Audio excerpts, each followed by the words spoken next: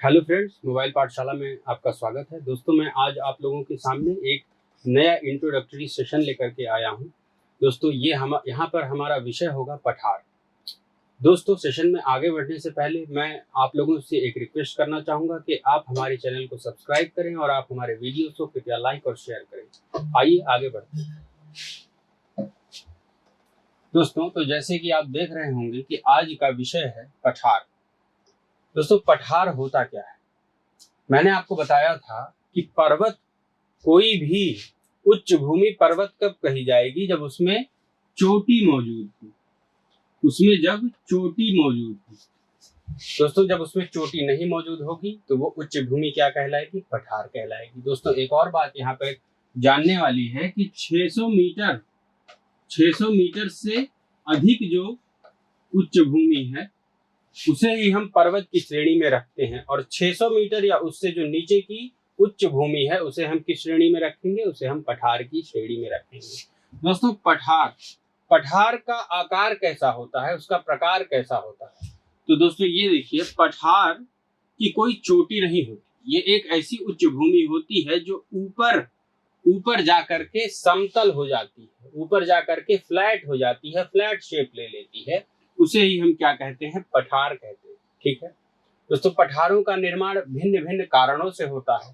ठीक, और इसमें बहुत सारे कारण हो सकते हैं। जैसे कि एक कारण मैं आपको एक जानकारी के लिए बताता हूँ, आगे मैं उन कारणों पे डिस्कशन भी करूंगा जैसे जैसे सेशन आगे बढ़ेगा। दोस्तों, जब ये भारत की का भूभाग आकर के अंगारा लैंड में टकराया तो टेथिस सागर जो है वो ऊपर की तरफ बढ़ा, जिससे हिमालय की पर्वत श्रृंखलाओं का निर्माण हुआ। ठीक है, इस टकराने से इस भूभाग के भिन्न भिन्न हिस्सों पे, अलग अलग जगह पे, टेक्टोनिक प्लेट पे भिन्न भिन्न तरह से दबाव पड़े, और उन दबावों के परिणाम स्वरूप कुछ भूमि वो ऊपर की तरफ उठ गई।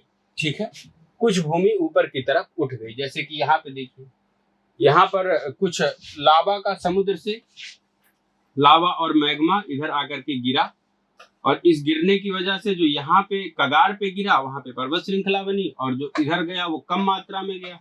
कम मात्रा में जाने की वजह से यहाँ पर पठारी उच्च भूमि बनी। ठीक है दोस्तों, आगे बढ़ते हैं।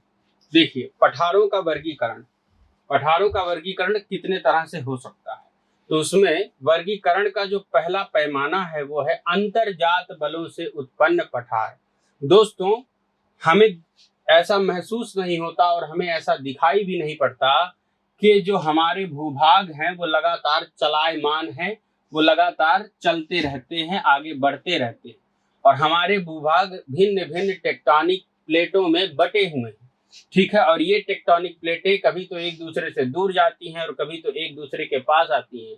कभी ये दूर भी जाती है तो एक की गति ज्यादा होती है और एक की गति कम होती है, जिसकी वजह से इन दो टेक्टोनिक प्लेट्स के बीच में एक भिड़ाव पैदा होता है, जिसकी वजह से जो बीच की भूमि होती है वो उठती है, ऊपर की तरफ जाती है, और इसी दबाव, इसी टेक्टोनिक प्लेट्स के मूवमेंट की वजह से पठारों का निर्माण होता है। यही जो टेक्टोनिक प्लेट से उत्पन्न बल हैं वही अंतरजात बल कहे जाते हैं। ठीक है, अंतरजात शब्द से ही आप समझ सकते हैं कि जो स्वयं से अपने अंदर से ही जिनका जन्म हो, ऐसे बल।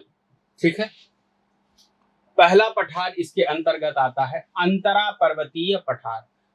देखिए दोस्तों, यहाँ नाम से ही स्पष्ट है, अंतरा पर्वतीय मतलब कि दो पर्वतों के बीच का पठार। ठीक है, आगे हम इसके बारे में आपको बताएंगे। पर्वत पदीय पठार। ठीक है, पर्वत पदीय पठार। तो पर्वत पदीय पठार दोस्तों क्या है कि जब देखिए ये भारत है, ऐसे रफ सा फिगर बना दे रहे हैं।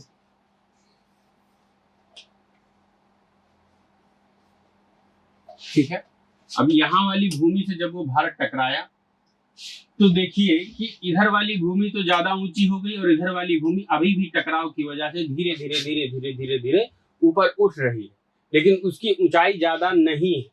ठीक है, उसकी ऊंचाई ज्यादा नहीं है। आगे जाकर के वो पर्वतों में परिवर्तित होंगे, लेकिन उसमें लाखों साल लग सकते हैं, करोड़ों साल वर्ष लग सकते हैं। ठीक है, तो ये पठारों की श्रेणी में आ जाते हैं।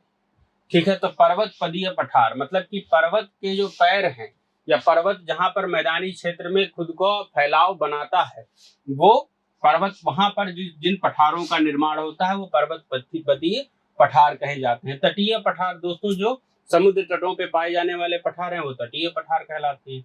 गुंबदाकार पठार, नाम से ही स्पष्ट है, जो पठार गुंबद का शेप लेकर रखते हैं उन्हें गुंबदाकार पठार कहते हैं। महाद्वीपीय पठार दोस्तों, जो महाद्वीपों पर पठार पाए जाते हैं उन्हें महाद्वीपीय पठार कहते हैं। आइए एक एक करके इनके बारे में अच्छे से जानते हैं। अंतरा पर्वतीय पठार किसे कहते हैं? ऐसे पठारों का निर्माण भूगर्भ की आंतरिक शक्तियों के परिणाम स्वरूप उच्च पर्वत श्रेणियों के निर्माण के साथ ही पूरा होता है तथा ये चारों ओर से पर्वतों से घिरे होते हैं। देखिए दोस्तों, ऐसा होता है कि जब कोई भूभाग दूसरे भूभाग से टकराता है तो टेक्टोनिक प्लेट्स के इन दबाव की वजह से क्या होती है, ये भूमि ऊपर की तरफ जाती है और यहाँ ऊंचे ऊंचे पर्वतों का निर्माण होता है। परंतु दो पर्वतों के बीच में तो जगह खाली ही रहती है और इनमें भी तो अंतर्जात बल लग रहे हैं, तो यहाँ पे ये भूमि भी थोड़ी सी ऊपर उठ जाती है। ठीक है, इसका एक बहुत ही अच्छा एग्जाम्पल है आपका तिब्बत का पठार या लद्दाख का पठार। ठीक है, लद्दाख का पठार या तिब्बत का पठार, तिब्बत के पठार को पामीर का पठार भी कहा जाता है। लद्दाख का पठार कहाँ पर स्थित है दोस्तों? लद्दाख का पठार स्थित है भारत के केंद्र शासित प्रदेश लद्दाख में, जिसकी राजधानी क्या है? लेह है। ठीक है, ऐसे पठारों का निर्माण भूगर्भ की आंतरिक शक्तियों के परिणाम स्वरूप उच्च पर्वत श्रेणियों के निर्माण के साथ ही पूरा होता है तथा ये चारों ओर से पर्वतों से घिरे होते हैं। तो आशा है कि आपको ये समझ में आ गया होगा। आगे बढ़ते हैं दोस्तों, पर्वतपदीय पठार। पर्वतपदीय पठार देखिए दोस्तों, उच्च पर्वतों की तलहटी से स्थित पठारों का पीडमांट पर्वतपदीय या गिरिपद पठार कहलाते हैं। ठीक है दोस्तों, देखिए मैंने बताया था आपको कि कश्मीर के बाद हिमालय में क्या है, चार तरह के श्रेणियां हैं, चार तरह की श्रेणियां हैं। ऊपर वाला ट्रांस हिमालय, ठीक है, उसके बाद बृहद हिमालय या महान हिमालय, उसके बाद मध्यम हिमालय और अंत में शिवालिक। ठीक है, तो शिवालिक की पहाड़ियां क्या है दोस्तों, काफी छोटी छोटी है और शिवालिक से ही जैसे आगे बढ़ेंगे तो कुछ पठार हमें वहां पर प्राप्त होते हैं। जो पर्वत के पद हैं या पर्वत के पैर हैं वो क्या है, शिवालिक है। और शिवालिक के भी आगे बढ़ेंगे थोड़ा सा ही या इसके आसपास ही, तो वहीं पर पर्वतपदीय पठार पाए जाते हैं। एक तरफ से पर्वतों से घिरे होने हुए पठार, अर्थात एक तरफ से देखिए शिवालिक यहाँ पे है और पठार यहाँ पे बनना शुरू हो जाएंगे। ठीक है, तो ये एक तरफ से पर्वत से घिरा हुआ है। ठीक है, एक तरफ से पर्वतों से घिरे हुए पठार अर्थात पर्वतों के सहारे विस्तृत पठारों को पर्वतीय पठार कहते हैं। ठीक है, उदाहरण के लिए उत्तरी अमेरिका महाद्वीप के अल्पेशियान श्रेणी के पूर्वी ढाल के सहारे विस्तृत पीडमांट पठार। ठीक है, इसका अच्छा उदाहरण आपका मालवा का पठार है। आप भारत के संबंध में जानकारी ज्यादा इकट्ठा करिए, क्योंकि दोस्तों जब भी ज्योग्राफी से क्वेश्चन आएगा आपके यूपी टेट जैसे एग्जाम में, तो वो ज्यादातर भारत पे ही केंद्रित रहता है। ठीक है, बामुश्किल कहीं अगर आपसे सवाल पूछा जाएगा तो वो अंतरराष्ट्रीय स्तर का सवाल पूछा जाएगा, नहीं तो ज्यादातर क्वेश्चंस या ज्यादातर प्रश्न वो भारत से ही लिए जाते हैं। ठीक है, तो भारत में ऐसे पठार मालवा का पठार हो गया, बुंदेलखंड का पठार हो गया, इधर के पठार हैं जो उत्तर भारत के, ये कैसे पठार है, पर्वतपदीय पठार है। ठीक दोस्तों, आगे बढ़ते हैं, तटीय पठार। ठीक है, ये सागर तटीय क्षेत्रों पर स्थित पठार होते हैं। तो तटीय पठार से ये नाम से ही स्पष्ट है ये बात। भारत के पश्चिमी और पूर्वी तटों पर भी ऐसे पठार देखे जा सकते हैं। ठीक है, भारत का पश्चिमी और पूर्वी तट, पश्चिमी तट इधर है और पूर्वी तट इधर है, इसके बीच का जो उच्च भूभाग होगा यही होगा पठार। ठीक है, इसी को हम तटीय पठार भी कहते हैं। इसका प्रमुख उदाहरण तमिलनाडु राज्य में स्थित कोरोमंडल पठार है। ठीक है, तमिलनाडु राज्य में कौन सी पर्वत श्रृंखला है दोस्तों, तो वो पश्चिमी घाट की पर्वत श्रृंखला है। और वहां पे कौन सी पहाड़ियां, नीलगिरी की पहाड़ियां हैं, जहां पर पश्चिमी घाट और पूर्वी घाट आपस में मिलते हैं। वहां पर एक उच्च भूमि भी है, परंतु वह पर्वत की श्रेणी में नहीं रखी जा सकती, क्योंकि उसकी ऊंचाई दोस्तों ज्यादा नहीं है।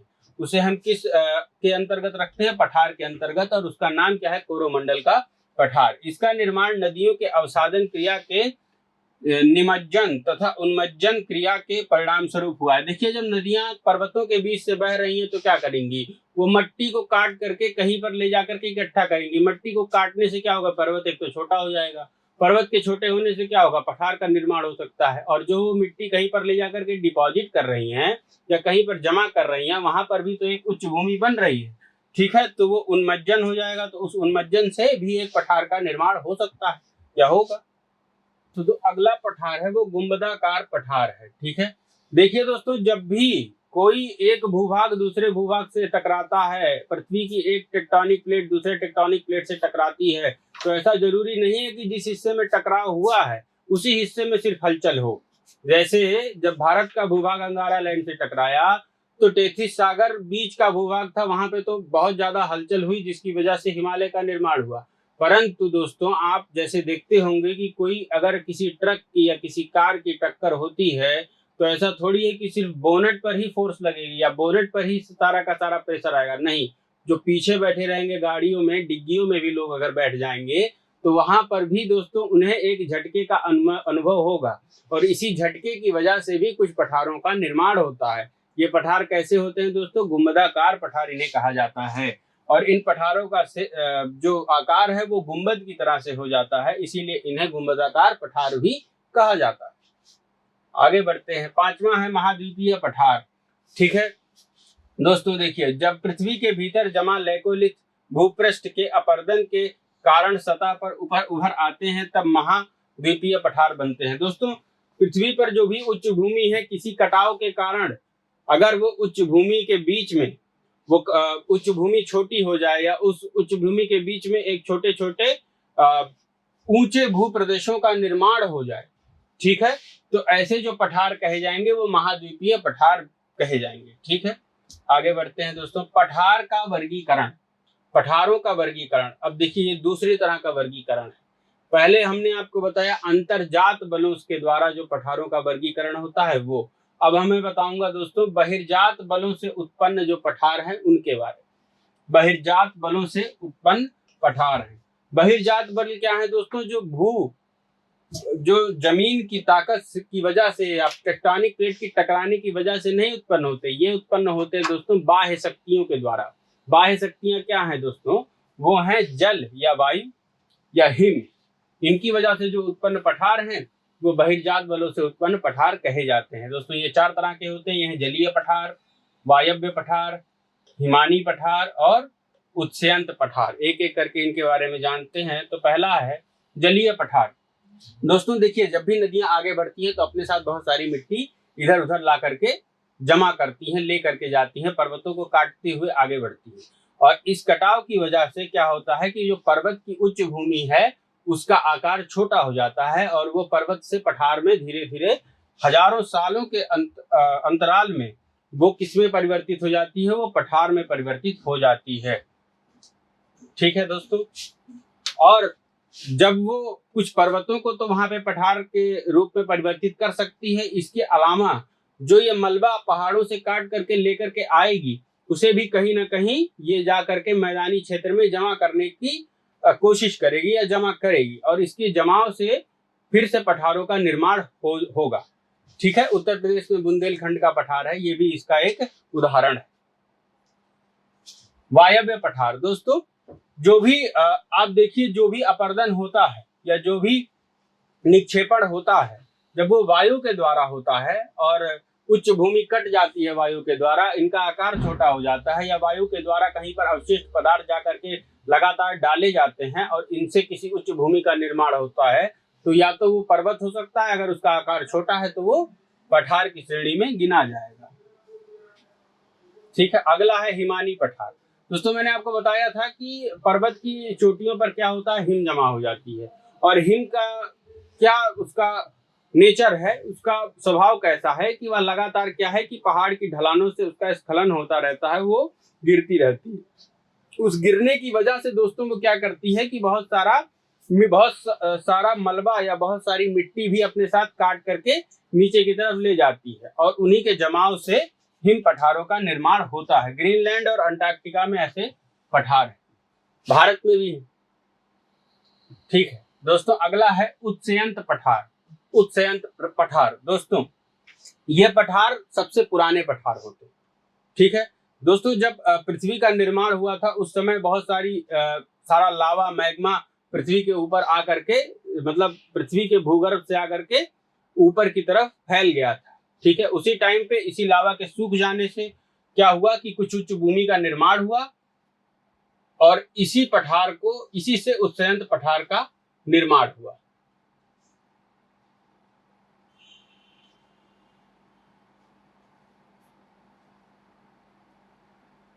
ठीक है दोस्तों, आगे बढ़ते हैं। जलवायु के आधार पर पठार। जलवायु के आधार पर पठार, दोस्तों पठार पे किस प्रकार का मौसम है इस हिसाब से भी हम पठारों का वर्गीकरण कर सकते हैं। पहला है शुष्क पठार, मतलब एकदम सूखा हुआ पठार। तो लद्दाख का पठार दोस्तों एक शुष्क पठार है। वहां पर बरसात की मात्रा बहुत ही ज्यादा कम होती है, बारिश बहुत ही कम होती है, जिसकी वजह से वो पठारी क्षेत्र कैसा रहता है, शुष्क रहता है या सूखा रहता है। ठीक है, दूसरा पठार है आर्द्र पठार। ये ऐसा एक पठार दोस्तों मेघालय में, जो मेघालय का पठार है वो कैसा पठार है दोस्तों, वो आर्द्र पठार है।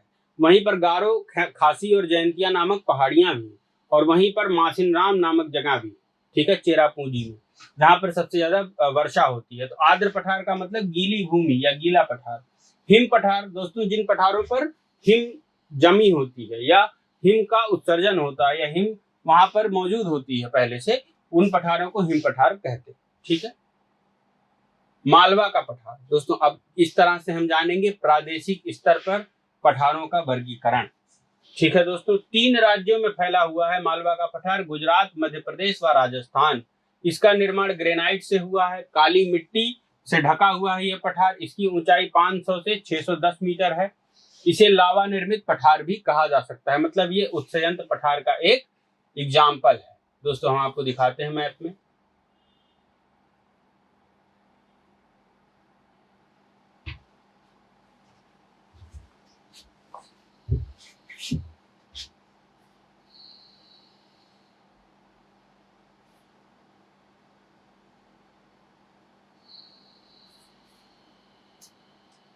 मालवा का पठार, ठीक है दोस्तों, ये देखिए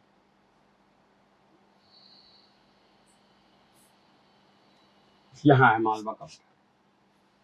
ठीक है, गुजरात, मध्य प्रदेश और कुछ राजस्थान की जो भूमि ऊपर की तरफ उठी हुई है उसे ही मालवा का पठार कहते हैं। अभी भी दोस्तों इस पूरे क्षेत्र को लोग मालवा के नाम से ही जानते हैं, और कई सारे लोग इसे मालवा बुलाते भी हैं, क्योंकि यहाँ पे मालवा का पठार मौजूद है। तो मालवा का पठार कैसा पठार है दोस्तों, ये उत्सयंत पठार का एक उदाहरण है। और यहाँ पर ग्रेनाइट चट्टानें पाई जाती हैं। तो जाहिर सी बात है दोस्तों, लावा से जो निर्मित चट्टानें होती हैं वो कैसी चट्टानें होती हैं, वो ग्रेनाइट चट्टानें ही होती हैं। ठीक है, और क्योंकि ये लावा के ही उत्सर्जन से बना हुआ है, तो इसीलिए यहाँ पर ग्रेनाइट की चट्टानें पाई भी जाती हैं, और ये उत्सयंत पठार है एक तरह का। आगे आते हैं।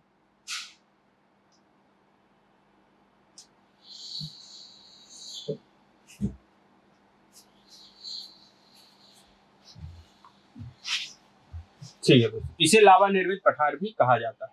इसमें कुछ लावा द्वारा बनी पहाड़ियां भी हैं। ठीक है, तो वहां पे ग्रेनाइट की मात्रा अगर अधिक है तो इसका मतलब कि वो लावा से ही बना हुआ है। यमुना की सहायक चंबल नदी ने इसके मध्य भाग को प्रभावित किया। इसके मध्य भाग को किसने प्रभावित किया है, एक यमुना की सहायक नदी है दोस्तों, चंबल। ठीक है, और चंबल की 2 सहायक नदियां हैं, एक बनास है और एक काली सिंध है। बनास किधर से आती है दोस्तों, तो ये राजस्थान की तरफ से आती है, मतलब कि पश्चिम से आती है, और काली सिंध पूर्व की तरफ से आकर के इसमें मिलती है। और ये पूरे पठारी क्षेत्र को काटते हुए और भिन्न भिन्न तरह की घाटियों का निर्माण करते हुए जाती है। इसीलिए इस नदी ने, चंबल नदी ने इस क्षेत्र को प्रभावित किया है। दोस्तों चंबल नदी की बात आ रही है, तो चंबल नदी कैसी नदी है दोस्तों, ये भारत की सबसे स्वच्छ नदियों में से एक है। इसका पानी बहुत ज्यादा स्वच्छ है, लेकिन इसका पानी किस नदी में जाता है, जाकर मिलता है, जो भारत की सबसे ज्यादा प्रदूषित नदी है, वो कौन सी है, यमुना नदी। दोस्तों चंबल नदी में ही भारत का एक बहुत ही दुर्लभ जीव पाया जाता है, और इस जीव का नाम है घड़ियाल। पश्चिमी भाग को माही नदी ने प्रभावित किया है। माही नदी अरब सागर में जाकर गिरती है। दोस्तों मैंने आपको बताया था कि खंभात की खाड़ी में एक नदी जाकर के गिरती है, वो कौन सी नदी है, वो माही नदी है। और माही नदी की ये विशेषता है कि ये कर्क रेखा को 2 बार काटती। ठीक है, और भारत में कोई ऐसी नदी नहीं है जो कर्क रेखा को 2 बार काटे, जबकि माही नदी कर्क रेखा को 2 बार काटती है और खंभात की खाड़ी में जाकर के गिरती है। तो इसके पश्चिमी भाग को माही नदी ने प्रभावित किया है। तो जाहिर सी बात है, अगर वो एक मतलब उच्च भूमि से गुजरेगी तो बहुत सारे जमीन को वो काट करके आगे की तरफ लेके जाएगी, उसका अपरदन करते हुए चलेगी। पूर्वी भाग को बेतवा नदी ने प्रभावित किया है, उसके पूर्वी भाग को बेतवा नदी ने प्रभावित किया। दोस्तों बेतवा नदी भी किसकी सहायक नदी है? यमुना की ही सहायक नदी। चंबल और बेतवा और केन भी इसी की सहायक नदी है। तो अगर केन से भी आपसे प्रश्न पूछ लिया जाए कि केन ने किस पठारी भाग को प्रभावित किया है, तो दोस्तों इसने भी मालवा के पठार को ही प्रभावित किया है। मालवा का पठार अरावली पर्वत से विंध्याचल पर्वत के बीच में, ठीक है, अरावली पर्वत और विंध्याचल पर्वत श्रेणियों के बीच में है। दोस्तों ये देखिए, ये भारत का नक्शा है, राजस्थान का ही और गुजरात का ही क्षेत्र बना रहा हूँ। यहाँ पे अरावली पर्वत श्रेणियां हैं और यहाँ पे ऊपर के साइड में कौन सी पर्वत श्रेणी है? विंध्य की पर्वत श्रेणी है। तो यहीं पर यह पठार एग्जिस्ट करता है या पाया जाता है। ठीक है, आगे बढ़ते हैं। छोटा नागपुर का पठार। दोस्तों छोटा नागपुर के पठार का महाराष्ट्र के नागपुर जिले से कोई संबंध नहीं है। ऐसा नाम है इसका छोटा नागपुर, तो आप ये ना समझिएगा कि नागपुर में है और नागपुर महाराष्ट्र में है, तो आप ऑप्शन लगा के चले आइए और फिर बाद में देखिए कि आपका प्रश्न पूरी तरह से गलत हो गया। ठीक है, तो छोटा नागपुर का पठार महाराष्ट्र जिले से इसका कोई संबंध नहीं। दोस्तों इसका संबंध किस राज्य से है? इसका संबंध है झारखंड से। ठीक है, और झारखंड को क्या कहा जाता है? खनिज की खान कहा जाता है। ठीक है, इस प्रदेश में बहुत ज्यादा खनिज संपदा मौजूद है। सबसे ज्यादा कोयले का उत्पादन भी यहीं पर होता है, झारखंड में ही। इसका नाम पुराने राज्य के नाम पे, राजा के नाम पे नहीं है, राज्य के नाम पे है, छोटा नागपुर का। ठीक है, वो जो झारखंड का क्षेत्र था पुराने समय में वो एक राज्य हुआ करता था और बहुत सारी भारत में रियासतें थी छोटी छोटी, तो उसे छोटा नागपुर का राज्य कहा जाता था। झारखंड राज्य का अधिकतर हिस्सा एवं पश्चिमी बंगाल, बिहार व छत्तीसगढ़ के कुछ भाग इस पठार में आते हैं। ठीक है, तो नाम याद रखिएगा कि झारखंड राज्य का अधिकतर हिस्सा और पश्चिमी बंगाल, बिहार व छत्तीसगढ़ का हिस्सा। मतलब के अगर ये भारत हम बनाए तो यहाँ कहीं झारखंड है और यहाँ कहीं बिहार है, तो ये पठार इसी एरिया में पाया जाएगा, छोटा नागपुर का पठार। इसके पूर्व में सिंधु गंगा का मैदान और दक्षिण में महानदी है। ठीक है, इसके दक्षिण में महानदी है। महानदी कहाँ से निकलती है दोस्तों? अमरकंटक से निकलती है और ऊपर सिंधु और गंगा का मैदान है। ठीक है, गंगा का मैदान ऊपर बिहार वाला क्षेत्र और उत्तर प्रदेश वाला क्षेत्र वो गंगा का मैदान ही तो है। ये पठार झारखंड में फैला हुआ है। इसका क्षेत्रफल 65,000 वर्ग किलोमीटर है। ये एक बहुत बड़ा पठारी क्षेत्र है। 65,000 किलोमीटर इसका पूरा क्षेत्रफल है। और रांची का पठार, हजारीबाग का पठार, कोडरमा का पठार, इसी सभी इसके अंदर आते हैं। ठीक है, रांची कहाँ पे है? रांची झारखंड में, तो रांची का पठार किसके अंतर्गत आएगा? छोटा नागपुर का पठार। हजारीबाग का पठार भी इसी के अंतर्गत आएगा। कोडरमा का पठार भी इसी के अंतर्गत आएगा। आगे बढ़ते। इस पठार की औसत ऊंचाई 700 मीटर है। ठीक है, 700 मीटर इसकी औसत ऊंचाई है। इस पठारी क्षेत्र में कोयला का, देखिए दोस्तों, अगर कहीं कहीं आपको ये डाउट आ रहा होगा कि कहीं कहीं तो इसकी ऊंचाई 600 मीटर से ज्यादा हो गई, तो दोस्तों ऐसे केस में आप कंफ्यूज मत होइए। कहीं कहीं 100-200 मीटर का आप एक्सेप्शन ले सकते हैं, परंतु इसमें देखने वाली बात क्या है कि पठार का ऊपरी हिस्सा समतल होना चाहिए। ठीक है, ऐसे तो तिब्बत के पठार की ऊंचाई बहुत ज्यादा है, पामीर का पठार है उसकी ऊंचाई बहुत ज्यादा है। ठीक है, परंतु उसके ऊपर का क्षेत्र जो है वो कैसा है? वो समतल है, उसमें चोटी है ही नहीं, तो इसीलिए वो पठार के अंतर्गत ही रखा जाता है।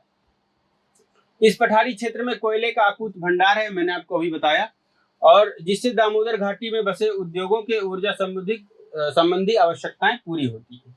छोटा नागपुर का पठार 3 छोटे छोटे पठारों से मिलकर बना है, जिसमें रांची का पठार, हजारीबाग का पठार और कोडरमा का पठार शामिल है। कौन कौन सा पठार है दोस्तों? रांची का पठार, हजारीबाग का पठार और कोडरमा का पठार।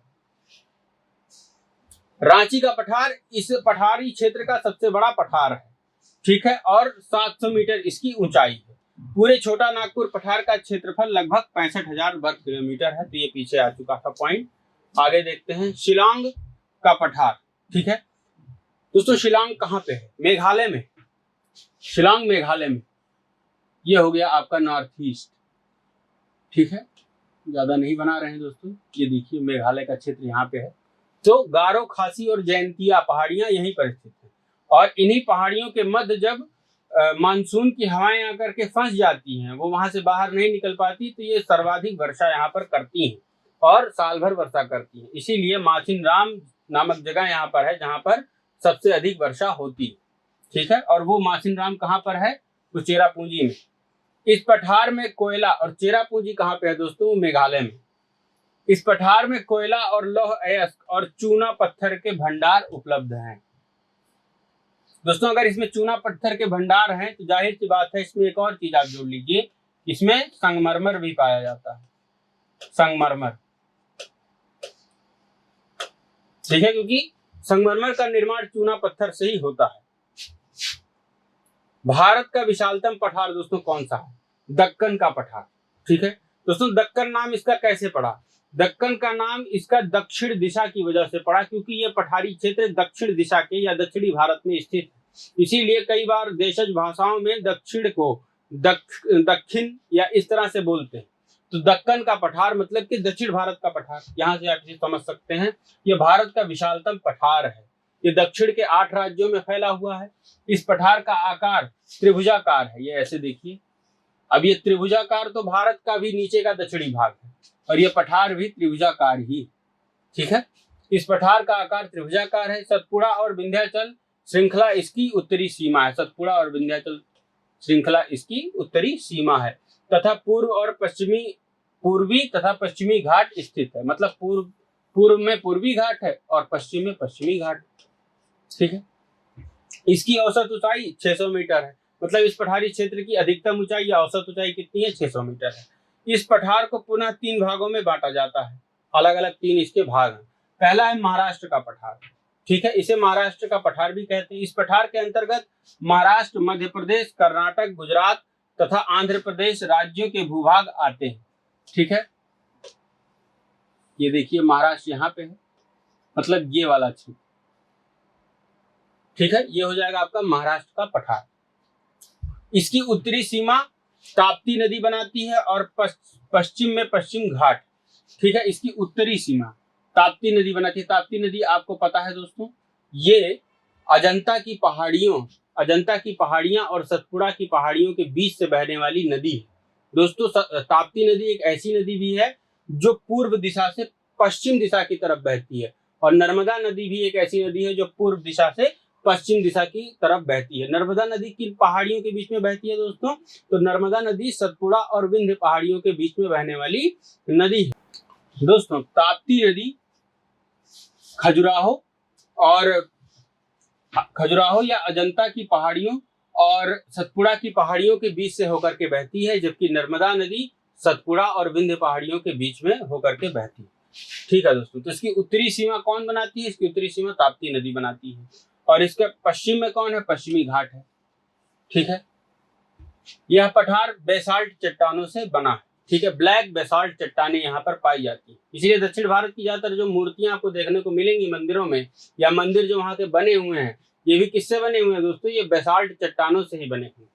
ठीक है, और ये बहुत ही मजबूत चट्टान होती है, काली होती है। ये दक्षिण भारत में जो मूर्तियां देखेंगे, जो मंदिर देखेंगे, वो किस रंग के हैं? वो काले रंग के हैं, क्योंकि बेसाल्ट चट्टानों का भरपूर प्रयोग वहां पर किया गया है। इन चट्टानों में खनिजों की प्रचुरता है, मतलब बेसाल्ट चट्टानों में, तथा लोहा, अभ्रक, मैग्नेसाइट तथा बॉक्साइट इत्यादि खनिज पदार्थ पाए जाते हैं। ठीक है, यहाँ मैग्नेटाइट होगा दोस्तों, मैग्नेसाइट नहीं, मैग्नेटाइट। और बॉक्साइट ये दोनों कोयले के प्रकार हैं, इसलिए कंफ्यूज नहीं होना है। गोदावरी नदी द्वारा इसे 2 भाग में विभाजित किया जाता है, तेलंगाना पठार और कर्नाटक का पठार। ठीक है, तेलंगाना और मतलब के जो महाराष्ट्र का पठार है उसे गोदावरी नदी के द्वारा 2 भागों में विभाजित किया जाता है। कौन कौन से?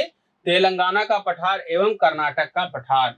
तो अगर आपसे ये प्रश्न पूछा जाए कि तेलंगाना और कर्नाटक का पठार किस पठार के अंतर्गत आता है, तो महाराष्ट्र के पठार के अंतर्गत आता है। और महाराष्ट्र का पठार किसके अंतर्गत आता है? तो ये दक्कन के पठार के अंतर्गत आता है। ठीक है, इसकी मृदा काली है। मैंने बताया था कि दक्षिण में तो महाराष्ट्र का अगर पूरा क्षेत्र लिया जाए और कर्नाटक का भी थोड़ा सा क्षेत्र लिया जाए तो यहाँ की मृदा कैसी है? यहाँ की मृदा तो काली ही है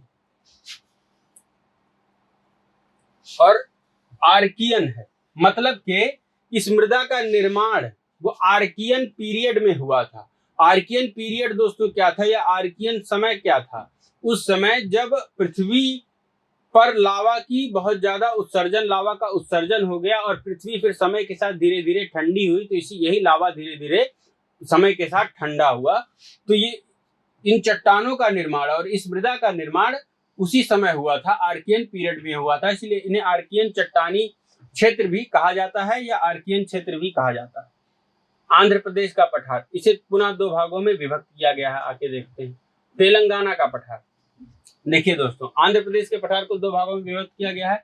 तेलंगाना का पठार, इस पठार के लावा द्वारा निर्मित होने के कारण इसे लावा पठार के नाम से भी जाना जाता है। ठीक है दोस्तों, इसमें एक ही पॉइंट था। रायल सीमा का पठार, देखिए दोस्तों, इसमें आर्कियन चट्टानों की अधिकता पाई जाती है। सबसे ज्यादा आर्कियन चट्टानें कहाँ पाई जाएंगी दोस्तों? तो रायल सीमा के पठार में पाई जाएंगी। आर्कियन चट्टानें क्या है दोस्तों? जो आर्कियन पीरियड में निर्मित हुई, ठीक है। और ये चट्टानें कैसी, किससे बनी है? ये मैग्मा से या लावा से बनी। कर्नाटक का पठार, ठीक है दोस्तों, कर्नाटक के पठार के नाम से ही स्पष्ट है, कर्नाटक के पठार कर्नाटक राज्य दक्षिण पश्चिम भारत का क्षेत्र है।